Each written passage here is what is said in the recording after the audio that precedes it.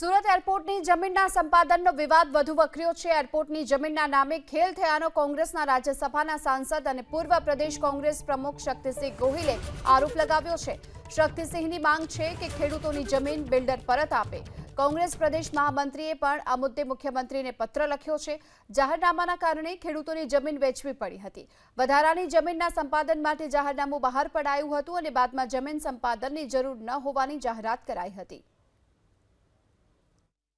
સંપાદનની આ પ્રાથમિક નોટિસના કારણે ખેડૂતો ગભરાયેલા હતા। ત્યારે બિલ્ડર લોબીએ એનો સંપર્ક કરીને કહ્યું કે હવે તો તમારી જંત્રીના ભાવમાં, મફતના ભાવમાં સરકાર એરપોર્ટ માટે જમીન લઈ લેશે, એની કરતાં અમારી સાથે સાટાખત કરો, અમને વેચાણ દસ્તાવેજથી આપી દો, અમે તમને પૈસા આપીશું।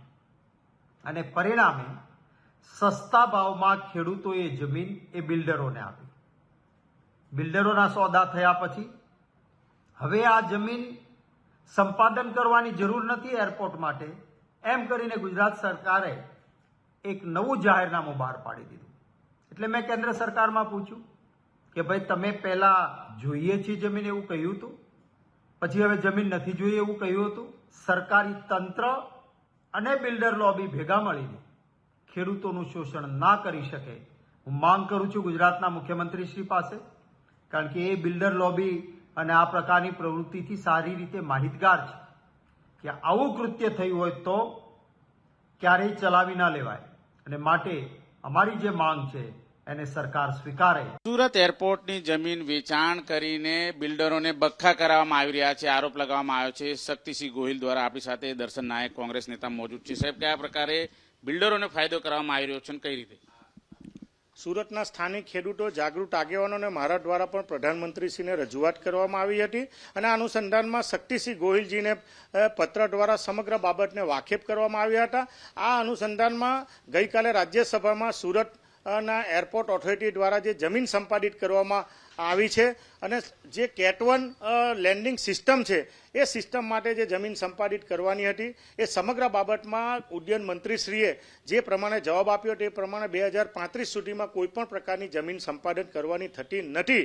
આ સમગ્ર અનુસંધાનમાં શક્તિસિંહ ગોહિલ દ્વારા ગુજરાત સરકારને વિનંતી કરવામાં આવી કે માંગણી કરવામાં આવી કે જે ખેડૂતોની સાથે જમીન સંપાદિત કરવામાં આવી છે એ જે સર્વે નંબરો છે એને જે રકમ ચૂકવવામાં આવી છે અને ખેડૂતો છેતરાયા હોય, ખેડૂતોએ શુદ્ધ બુદ્ધિથી જે કંઈ પ્રકારના વ્યવહારો કર્યા હોય એ રદ થવા જોઈએ અને જે મુદ્દલ રકમ છે એ ફરીવાર એ બિલ્ડરોને આપીને જે કંઈ સોદા કે દસ્તાવેજ રદ થવા જોઈએ અને સુરતના જે ખેડૂતો છે એના હિતમાં નિર્ણય થવો જોઈએ। અને જે એરપોર્ટ ઓથોરિટી જે છે એ એરપોર્ટ ઓથોરિટી ઇન્ટરનેશનલ એરપોર્ટની જે વાત કરતી હતી જે ફક્ત કાગળો પર દેખાઈ આવે છે, આવનારા દિવસોમાં સુરત શહેરને પણ મોટા મોટા બોઈંગ વિમાનો કે અન્ય વિમાનો સુરતના ઇન્ટરનેશનલ એરપોર્ટ પર ઉતરશે, એ પણ એક હવાઈ જેવી વાતો આ પ્રસ્થાપિત થાય છે। એ પ્રકારની લાગણી અને માંગણી માન્ય શક્તિસિંહ ગોહિલ દ્વારા કરવામાં આવી છે।